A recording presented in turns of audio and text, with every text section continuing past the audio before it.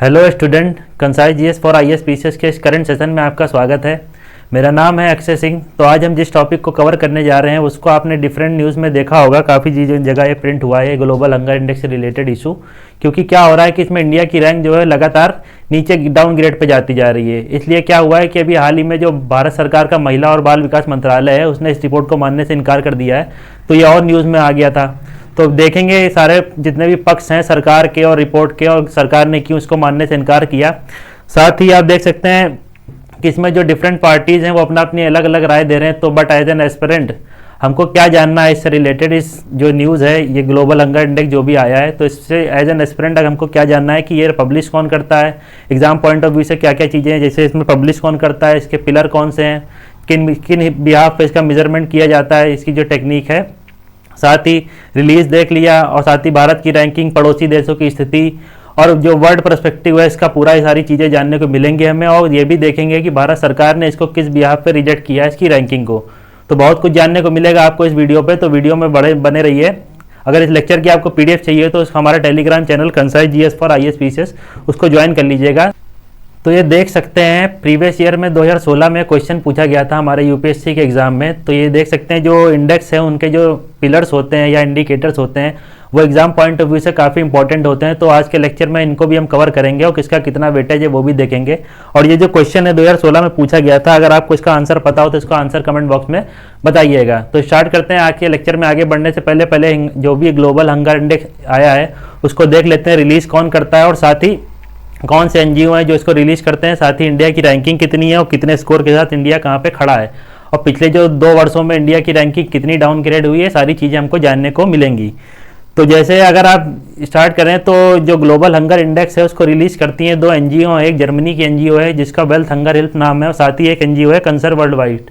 तो 2 एनजीओ कौन सी, एक जर्मनी की है वेल्थ हंगर हेल्प और दूसरी है कौन सी, कंसर वर्ल्ड वाइड। तो कंसर्न वर्ल्ड वाइड हो गई और जो वर्ल्ड हंगर हेल्प हो गई, ये दोनों मिलकर संयुक्त रूप से निकालते हैं ग्लोबल हंगर इंडेक्स। प्रतिवर्ष ये जारी की जाती है, तो ये भी आप जान लीजिएगा। और क्या हुआ कि 2021 से अभी 23 तक देखें तो भारत की रैंकिंग में जो है लगातार इसमें डाउनग्रेड आया है।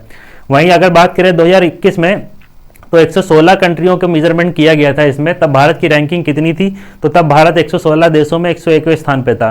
फिर आता है 2022 में ये रैंकिंग, तो 2022 में फिर से भारत की रैंक खिसक के 6 स्थान नीचे आ जाती है और 107वें स्थान पे पहुंच जाती है।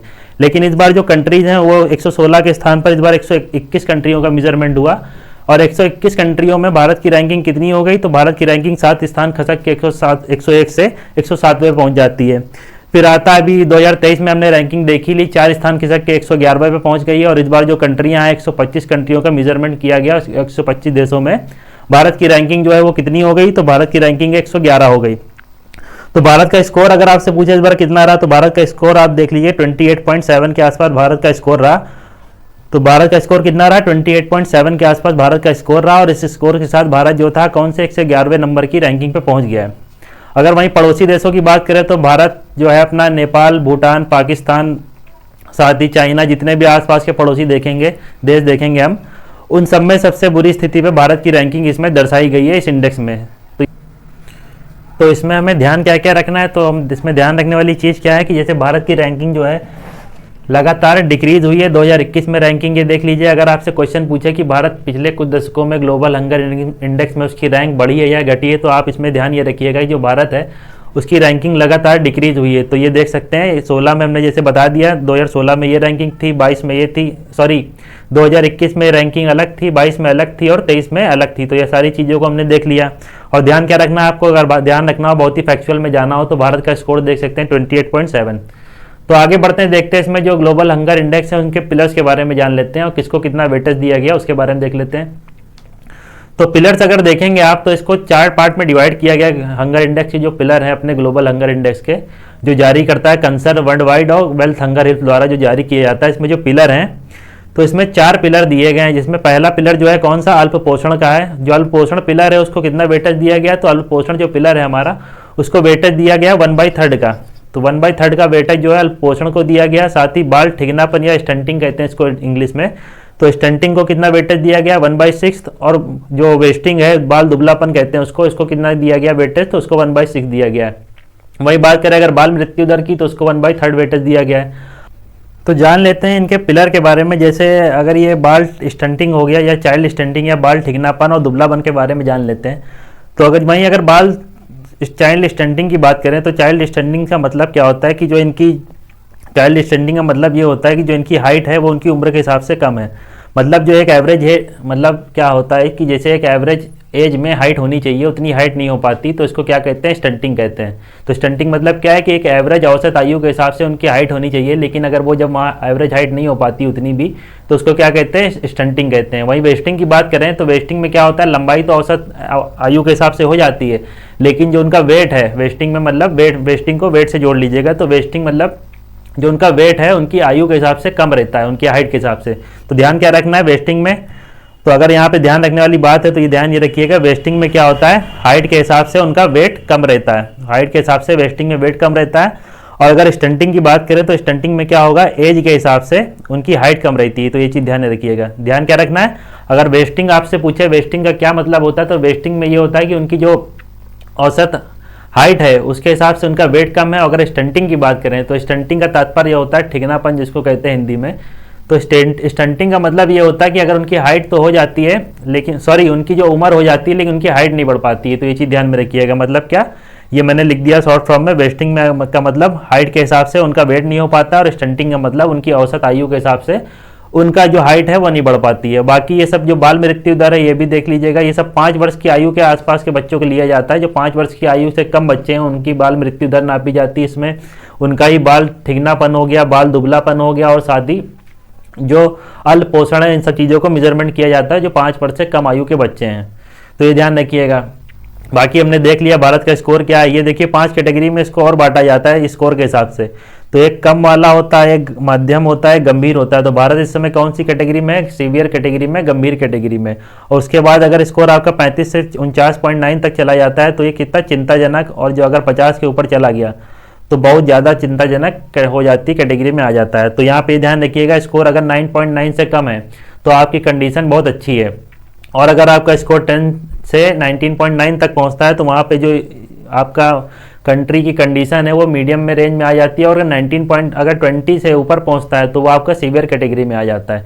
तो एक चीज़ और यहाँ पे ध्यान रखिएगा, जो इसका स्कोर है वो मेजरमेंट कैसे होता है, तो 0 से 100 के स्कोर में इसका मेजरमेंट होता है। किसके, 0 से 100 के स्कोर में इसका मेजरमेंट होता है। अगर आपके स्कोर 100 आता है किसी देश या किसी भी कंट्री का, तो मतलब वहाँ बहुत ही गंभीर स्थिति हुई है भूखेपन की। और अगर वहाँ आपका 0 स्कोर होता है तो 0 स्कोर का मतलब सर्वाधिक अच्छी स्थिति है उस देश की, मतलब वहाँ 0 हंगर है। तो ये चीज़ ध्यान में रखिएगा। साथ ही 0 हंगर से ध्यान आया, अगर आपको एसडीजी का इंडेक्स पता हो तो एसडीजी में कौन से नंबर पे जो हंगर आता है, तो ये बताइएगा कमेंट बॉक्स पे। आगे बढ़ते हैं, आगे देखते हैं आगे इसमें क्या है कि देख लेते हैं। भारत का स्कोर हमने देख लिया 28.7 हो गया, 111वें स्थान पे हो गया। और ये जो इसमें प्रतिशत दिया गया है चाइल्ड वेस्टिंग का, अभी चाइल्ड वेस्टिंग में हमने क्या बताया, तो ये ध्यान रखिएगा, वेस्टिंग मतलब आपका जो वेट है हाइट के हिसाब से कम है, ये चीज़ ध्यान में रखिएगा। वेस्टिंग मतलब आपका जो वेट है हाइट के हिसाब से कम है, वेस्टिंग का मतलब यही है। तो W से वेस्टिंग और W से वेट ध्यान रखिएगा, हाइट के हिसाब से वेट कम है। तो वेस्टिंग की जो दर दे रखी है इन लोगों ने जो अपने इंडेक्स में, यहीं से पूरा मुद्दा आता है कि वेस्टिंग की जो इनको परसेंटेज दे रखा है भारत में दुबलेपन का, तो कितना दे रखा है 18.7 का, लेकिन इंडेक्स में क्या है 18.7 दे रखा है इंडेक्स में। लेकिन भारत का एक पोषण ट्रैकर करके ऐप है, तो उसमें रियल टाइम मॉनिटरिंग होती है, तो उसमें ये जो स्कोर है ये काफ़ी कम दिया गया हुआ है। तो इस चक्कर में भी जो भारत सरकार का मंत्रालय है, बाल और महिला विकास मंत्रालय, वो इस इंडेक्स को रिजेक्ट कर रहा है। साथ ही और देखते हैं इसमें क्या दिया है, जैसे अल्प पोषण की दर वो कितने प्रतिशत दे रखी, तो 16.6% अल्प पोषण की दर दे रखी इन्होंने। अगर 5 वर्ष से कम आयु के बच्चों की बाल मृत्यु दर देखें तो ये 3.1% के आसपास दिखाता है ये इंडेक्स। देख लेते हैं आगे। अगर वर्ल्ड पर्सपेक्टिव देखें इसमें ग्लोबल हंगर इंडेक्स का वर्ल्ड पर्सपेक्टिव, तो हमने बताया था कि भारत की जो स्थिति है उनके पड़ोसी देश जितने भी हैं, पाकिस्तान, बांग्लादेश, नेपाल, श्रीलंका, इन सबसे बेहतर स्थान हासिल किए हैं। कौन, ये सब पड़ोसी देश भारत से बेहतर स्थान हासिल किए हैं। वहीं पाकिस्तान की रैंक की बात करें तो 102वें नंबर पे है, बांग्लादेश 81वें स्थान पे है, नेपाल 69वें स्थान पे है, और श्रीलंका 60वें स्थान पे है। तो मतलब इन सब की स्थिति इस इंडेक्स के अनुसार भारत से अच्छी है हंगर इंडेक्स में। साथ ही अगर बात करें तो ये ग्लोबल हंगर इंडेक्स जो 2023 के इसकी रिपोर्ट के अनुसार जो टॉप की कंट्रियां हैं, कौन सी हो गई टॉप की, बेलारूस हो गई, बोलीविया हो गई, चिली हो गई, चाइना हो गया, और साथ ही हर्जेगोविना, ये जो कंट्रियां हैं टॉप की रही हैं। मतलब शीर्ष स्थान पे कौन कौन सी कंट्रियां रही हैं, तो चिली हो गई, चाइना हो गया, हर्जेगोविना हो गया, बेलारूस हो गया और बोलीविया हो गया। शुरुआत की जो कंट्रियां हैं ये 5, ये टॉप पे हैं। और लास्ट की अगर देखें लीस्ट कंट्रियां तो वो कौन कौन सी आती हैं? यमन है, मेडागास्कर है, मध्य अफ्रीकी गणराज्य है। तो सबसे नीचे स्थान पे कौन कौन से? यमन, मेडागास्कर और मध्य अफ्रीकी गणराज्य सबसे नीचे स्थान पे हैं। और वहीं सबसे अगर ऊपर स्थान पे बात करें कौन सी कंट्रियां आती हैं तो वो हमने देख लिया, बोलीविया हो गया, बेलारूस हो गया, चाइना हो गया, चिली हो गया और हर्जेगोविना हो गया। टॉप की कंट्रियां हो गई। आगे देखते हैं, अगर ग्लोबल स्केल पे देखें एवरेज स्कोर क्या है हंगर इंडेक्स का, तो वो 18.3 एवरेज स्कोर है। अगर ग्लोबल स्केल पे देखें तो एवरेज स्कोर कितना है? 18.3 के आसपास एवरेज स्कोर है हमारा ग्लोबल में। और जिसमें क्या है, मध्यम माना जाता है, जो मॉडरेट है ये स्कोर, जैसे हमने बताया था 10 के ऊपर जाता है तो मध्यम स्कोर माना जाता है। 10 से लेकर 19.9 तक कितना स्कोर जो होता है मॉडरेट की कैटेगरी में आता है, ये ध्यान में रखिएगा। 10 से लेकर 19.9 तक जो स्कोर जो होता है वो कितना मॉडरेट की स्थिति में आता है। और अगर 20 के ऊपर बढ़ेंगे तो कौन सी कैटेगरी में आ जाएगा? वो सीवियर की कैटेगरी में आ जाएगा। तो मॉडरेट स्कोर है वर्ल्ड का 18.3। लेकिन 2015 से बाद से क्या हुआ, इसमें भी सुधार बहुत कम हुआ है, तो ये ध्यान में रखिएगा। अगर दुनिया में कॉन्टिनेंट वाइज माने तो भुखमरी सबसे ज़्यादा कहाँ पे पाई जाती है? तो अपना दक्षिण एशिया का हो गया और कौन सा? अफ्रीका हो गया। तो भुखमरी अगर देखा जाए दुनिया में सर्वाधिक कहाँ पे पाई जाती है कॉन्टिनेंटों में, तो दक्षिण अफ्रीका हो गया और साथ ही अपना दक्षिण एशिया। तो ये ध्यान में रखिएगा। आगे देख लेते हैं इसमें आगे क्या दिया है। आगे और दिया है कि 2015 से क्या किया जा रहा है भुखमरी के खिलाफ, जो दुनिया भर में प्रगति वो काफ़ी हद तक रुकी हुई है। इसके कुछ रीजन बताए जाते हैं कि ग्लोबल हंगर इंडेक्स बताता है अस्थिरता जो हुई है इसके लिए क्या कौन से कारण जिम्मेदार हैं। तो ये बताता है क्या, जलवायु परिवर्तन हो गया, संघर्ष हो गया, आर्थिक आघात हुए जो कोविड-19 महामारी के दौरान, जलवायु परिवर्तन, साथ ही रूस यूक्रेन युद्ध हो गया। अब अगर नेक्स्ट ईयर कोई रिपोर्ट आएगी तो जो अभी वॉर चल रहा है कौन सा, इजराइल और हमास का जो वॉर चल रहा है उसको भी इसी में मेंशन कर दिया जाएगा रिपोर्ट में। ये सब अस्थिरता के लिए कारण माने जाते हैं, इसके लिए उत्तरदायी हैं। आगे देखते हैं इसमें आगे क्या दिया है। भारत सरकार ने कुछ प्रतिक्रिया दी हैं, तो इसको जानते हैं भारत सरकार ने प्रतिक्रिया इसमें क्यों दी है। तो देख लेते हैं भारत सरकार ने इसमें क्या प्रतिक्रिया दी। तो जैसे भारत सरकार का जो महिला और बाल विकास मंत्रालय है वो बताता है जो रिपोर्ट है ग्लोबल हंगर इंडेक्स, ये जो सूचकांक तैयार करते हैं वो बहुत त्रुटिपूर्ण, मतलब गलत तरीके से इनका डाटा इकट्ठा किया गया, उसको बहुत त्रुटिपूर्ण तरीके से इसको तैयार किया गया है। तो ये जो रिपोर्ट है ये भारत के संबंध में सही साक्ष्य भी प्रस्तुत नहीं करती है। ये कथन किसका है? ये भारत सरकार के महिला और बाल विकास मंत्रालय का है। साथ ही क्या बताता है ये रिपोर्ट के पक्ष में, उसके पक्ष में कुछ तर्क देते हैं। कौन से? अपना जो बाल विकास मंत्रालय है भारत सरकार का, वो कुछ तर्क देता है। जैसे कि ये जो रिपोर्ट है वो बताता है जो वेस्टिंग या स्टंटिंग की जो प्रतिशत बताता है 18.7 के आसपास। तो वहीं अगर भारत सरकार का बात करें पोषण ट्रैकर जो है वो स्टंटिंग के बारे में रिपोर्ट में बताता है कि यहाँ पर जो स्थिति है वो 18.72% के आसपास नहीं बल्कि 7.2% के आसपास ये जो रिपोर्ट है ये बताती है पोषण ट्रैकर की जो बच्चों में वेस्टिंग की स्थिति है, दर है वो कितनी है? 7.2% के आसपास। वहीं अगर इसकी बात करें किसकी, ग्लोबल हंगर इंडेक्स में स्टंटिंग की बात करें तो ग्लोबल हंगर इंडेक्स में जो चाइल्ड स्टंटिंग है वो बताता है कि जो दर है बच्चों की वो 18.7 के आसपास है। तो ये पहला तर्क प्रस्तुत करती है भारत सरकार किसके पक्ष में? स्टंटिंग के पक्ष में।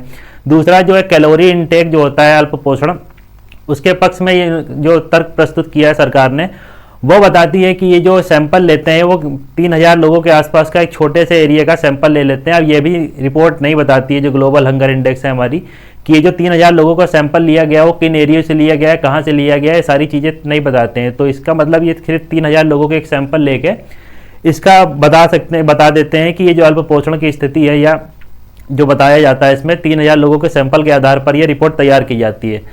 साथ ही अगर बात करें तो इसमें जो 4 में से 3 इंडेक्स हैं हमारे वो बाल बच्चों के लिए हैं, जो 5 वर्ष से कम आयु के बच्चे हैं उन्हीं से रिलेटेड ये है। क्या रिपोर्ट में जो 3 पिलर दिए गए इंडेक्स जो हैं वो केवल 5 वर्ष की आयु तक के बच्चों के लिए ही हैं। तो ये भारत सरकार जो महिला बाल विकास मंत्रालय है भारत सरकार का, तो ये तथ्य प्रस्तुत करता है कि ये जो रिपोर्ट है ये पूरी संपूर्ण भारत की जो आबादी है उसका प्रतिनिधित्व नहीं करता है। तो इसलिए भी ये जो रिपोर्ट है वो सही नहीं है। तो ये कुछ तर्क प्रस्तुत करती है महिला और बाल विकास मंत्रालय हमारे सरकार की ओर से जो ग्लोबल हंगर इंडेक्स के विपक्ष में है। तो ये सब चीज़ें देख सकते हैं कौन कौन से, जैसे जो सैंपल हो गया 3000 लोगों का सिर्फ लिया जाता है। साथ ही जो स्टंटिंग की स्थिति है जो दर बताते हैं ये लोग 18.7 के आसपास की। वहीं अगर भारत सरकार का जो पोषण ट्रैकर है उसकी बात करें तो 7.2 के आसपास की दर बताती है स्टंटिंग में। साथ ही जो इनमें 4 में से 3 इंडेक्स हैं उसके पक्ष में तर्क बोलते हैं कि क्या, विपक्ष में तर्क बताते हैं सरकार की क्या ये जो 3 है इसमें 4 में से 3 पिलर हैं उनमें केवल बच्चों के ही लिया गया, इसलिए भारत की संपूर्ण आबादी का प्रतिनिधित्व नहीं करता है।